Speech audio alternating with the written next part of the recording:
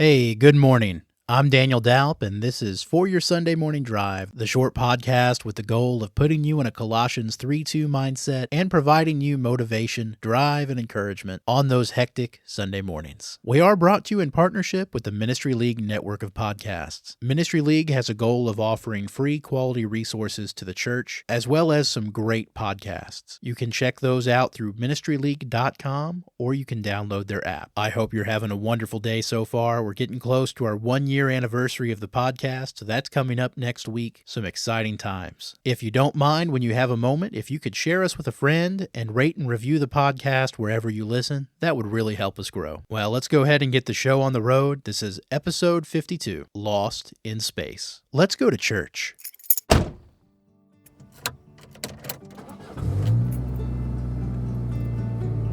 Are we there yet?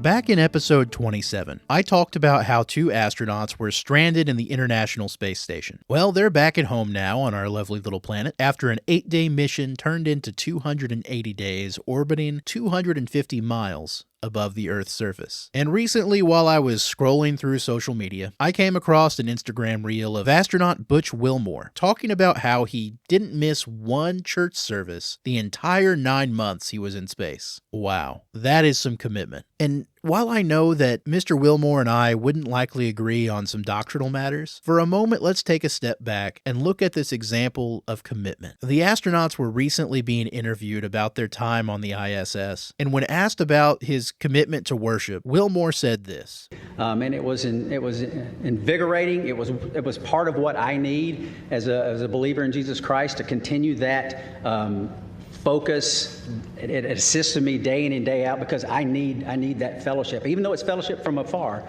and it's not like being fellowship up close, but still I need it.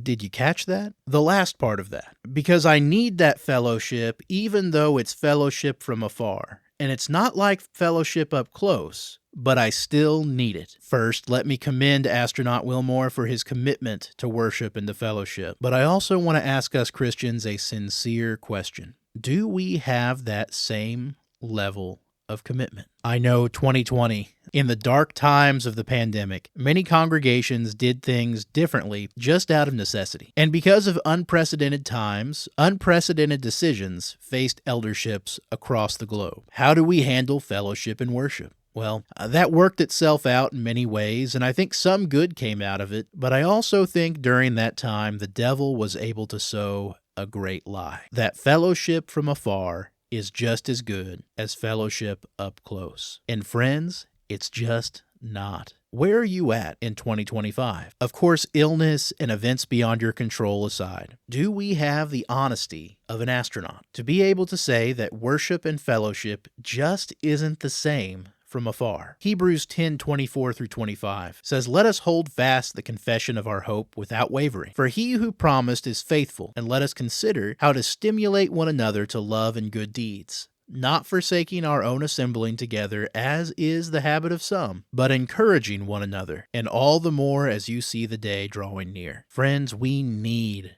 our brethren, to be around them and with them, not just to see them, because we can't stimulate each other to love and good works if we aren't fellowshipping with one another. And you know, it's one thing to be there among your brethren, encouraging, uplifting, and worshiping with them. It's a very different thing to be a cold and distant spectator. And I know that 5 years later, it probably feels like we've beaten this topic to death. But if that's the case, then why haven't some come home yet? And if you're listening this morning, please know that you are missed, that your brethren need you, and you need them. Because if an astronaut 250 miles above the Earth's surface can yearn for the day when he can be with his brethren in person, and admit that it's just not the same, then friend, let me encourage you that you can drive across town and make it happen. Let's not make excuses rooted in comfort and convenience, but let's be encouraged by our brethren and truly seek to stir each other up to those good things in Christ. Because ultimately, if we're willingly missing an opportunity to gather together to give God the glory and the praise that He's due, then whether it's 10 minutes away or 250 miles above the earth, if we make a choice to be a spectator, we might as well be lost in space. Well, those are my thoughts for your Sunday morning drive. Now it's time to hear yours. Our discussion questions for this week are, have you come back to worship with your brethren? If not, why? Those of us that have we reached out and encouraged those who have not returned? And what can we do to truly encourage each other to love and good works?